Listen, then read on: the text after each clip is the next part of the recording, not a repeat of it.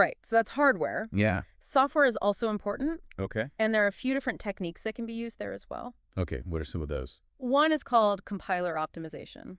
Compiler optimization. Okay.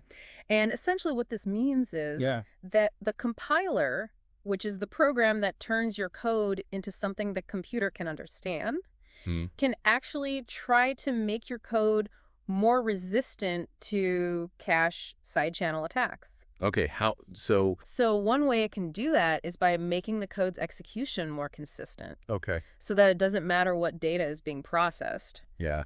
The cache access patterns look the same. Oh, so even if the attacker knows what they're looking for, Right. it's harder to actually get the information. It's like if you're trying to read a book over someone's shoulder Okay. and they keep flipping the pages randomly. Right. It's going to be really hard to follow the story.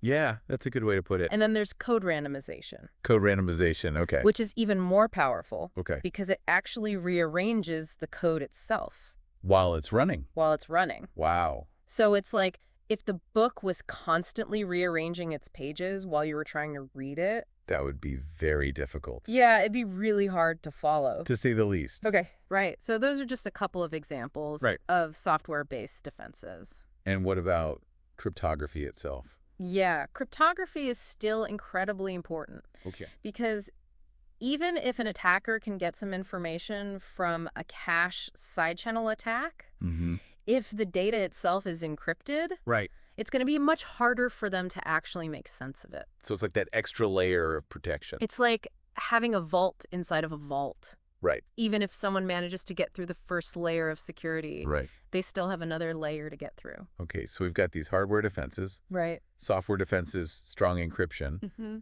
Are we winning?